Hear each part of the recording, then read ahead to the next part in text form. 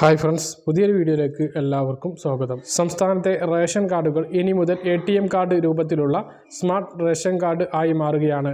പദ്ധതിയുടെ സംസ്ഥാനതല ഉദ്ഘാടനം ഇന്ന് 11 മണിക്ക് ഭക്ഷ്യമന്ത്രി GR അനിൽ നിർവഹിക്കും.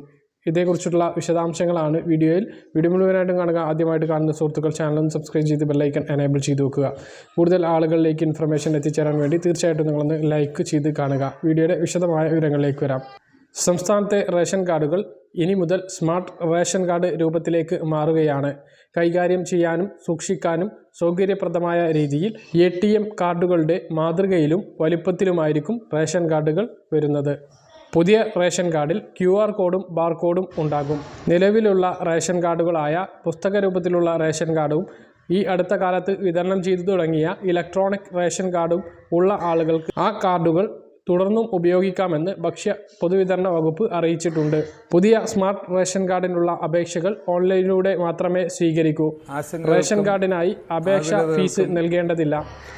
അപേക്ഷകന്റെ മൊബൈൽ ഫോണിലേക്ക് വരുന്ന രഹസ്യ പാസ്വേഡ് ഉപയോഗിച്ച് കാർഡ് പ്രിന്റ് ചെയ്ത് എടുക്കാനും പുതിയ മോഡൽ കാർഡ് ആവശ്യമുള്ള കേന്ദ്രങ്ങൾ വഴിയോ സിറ്റിസൺ ലോഗിൻ വഴിയോ ഓൺലൈനായി അപേക്ഷിക്കാനും കഴിയും.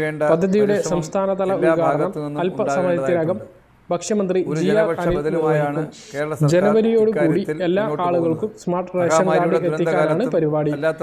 പറഞ്ഞ കാര്യങ്ങൾ കൃത്യമായിട്ട് മനസ്സിലാക്കണമെന്ന് കരുതുന്നു. ഇതുപോലുള്ള ഇൻഫർമേഷൻ ലഭിക്കാൻ ചാനൽ സബ്സ്ക്രൈബ് ചെയ്ത് ബെല്ലൈക്കൺ എനേബിൾ ചെയ്ത് വെക്കുക. മറ്റൊരു വീഡിയോയുമായി കാണാം. ഇതുവരേക്കും ബൈ.